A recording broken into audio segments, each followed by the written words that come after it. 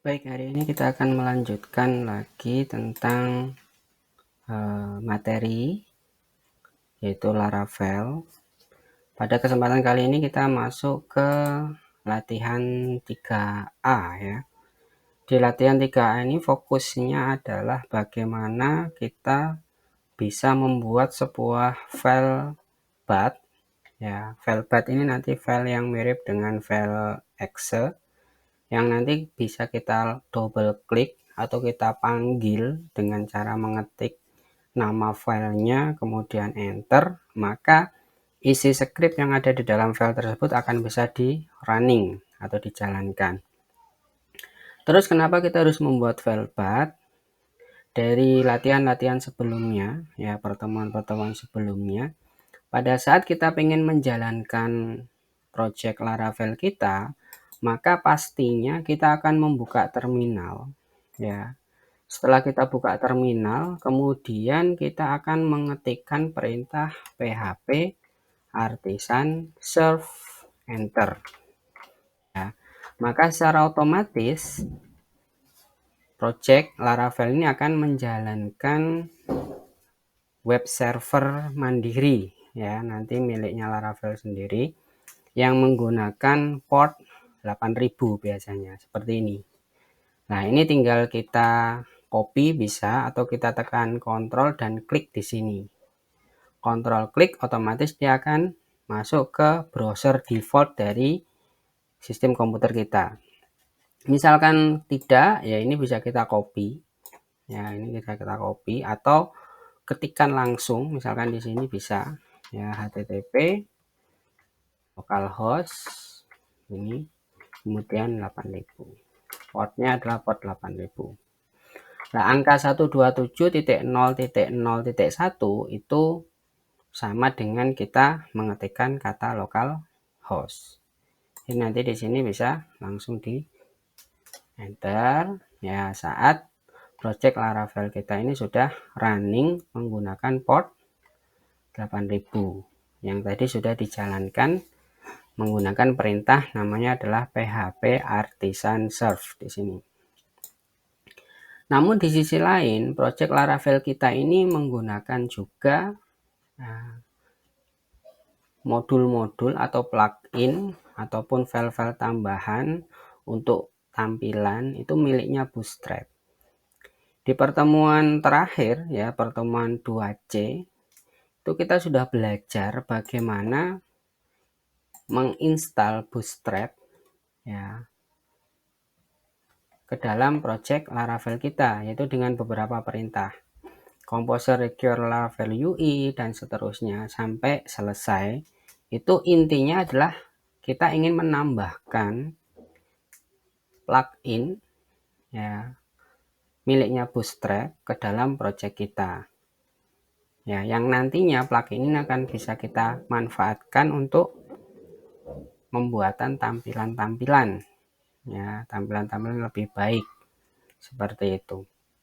Nah, saat plugin ini ditambahkan ke dalam project kita, secara otomatis dia akan juga membuat file namanya adalah di sini bisa kita lihat namanya webpack ya. Jadi file ini akan terbentuk. File webpack ini akan terbentuk yang isinya itu adalah informasi proses mixing sumber-sumber yang sudah kita tambahkan tadi, dan hasilnya nanti akan tersimpan ke dalam file yang namanya app.js dan app.sjss yang terletak di dalam folder public. Folder public sendiri itu letaknya ada di mana? Letaknya ada di folder public. Kemudian ada JS. Nah, ini akan membentuk file ini. Setiap kita menambahkan sebuah tampilan baru, desain baru, ya script baru untuk tampilan, secara otomatis proses mix ini akan diperbaharui. Ya, kalau nanti ya Laravel akan mendeteksi kalau ada tambahan-tambahan yang harus diramu di situ. Ya, kemudian yang CSS ini ada di sini. Ya, ini app CSS dan app.js. Seperti itu. Nah, proses ini akan terus harus dimonitor, Setiap perubahan harus selalu dimonitor. Kalau tidak, maka apa yang kita lakukan untuk mendesain tampilan, memperbaiki tampilan itu tidak akan langsung otomatis muncul atau tidak akan langsung refresh. Kan seolah-olah project kita error gitu kan. Saya sudah nambahkan ini tapi kok nggak muncul, kok nggak terlihat di layar, itu bagaimana itu? Sebenarnya alasannya karena proses mixnya ini tidak dilakukan atau belum terjadi. Terus bagaimana menjalankan proses mix ini? Maka di latihan 2C itu juga sudah diajari, yaitu dengan dua perintah ini, npm run dev dan npm run production. Hanya saja perintah ini adalah perintah sekali pakai. Artinya pada saat ada perubahan, perintah ini harus dipanggil lagi. Setiap ada perubahan, perintah ini harus dipanggil lagi. Maka ada satu perintah yang nantinya sifatnya bisa berjalan terus-menerus. Sekali dipanggil, dia akan jalan terus-menerus. Apa perintahnya? Perintahnya adalah npm run watch. Lah, bagaimana menjalankan satu, yaitu perintah di sini kan? Kita harus menjalankan perintah apa? Harus menjalankan perintah tadi PHP artisan serve, ya kan? Kita harus menjalankan perintah PHP artisan serve, kemudian menjalankan perintah lagi npm run watch. Otomatis kita butuh dua editor komen. Jadi kita harus membuka dua, satunya untuk menjalankan perintah PHP artisan serve, yang satunya lagi kita akan panggil untuk npm run watch. Berarti setiap saya pengen menjalankan project Laravel saya harus memanggil dua perintah ini di dua lokasi komen yang berbeda. Maka dirasakan ini kurang efektif. Terus biar bisa sekali perintah bagaimana? Nah, biar sekali perintah, maka kita membuat sebuah file bat, ya, sesuai dengan latihan 3A ini. Ya, startall.bat. Kita namakan seperti itu. Sebenarnya namanya bebas. Itu letaknya ada di mana? Letaknya ada di project kita, di dalam project kita. Ya. Jadi kalau kita buka project itu atau lewat editor, misalkan ini project Laravel kita, maka letaknya itu ada di sini. Nih. Nah, terus perintahnya apa? Perintahnya adalah perintah untuk memanggil menstart PHP artisan serve dan npm run watch secara bersamaan. Jadi dengan kita memanggil perintah start all.bat, maka dua perintah ini akan dijalankan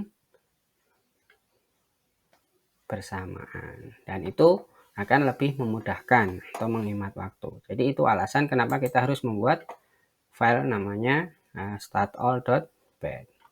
Nah, di sini dalam latihan 3A itu sudah saya cantumkan skripnya ya.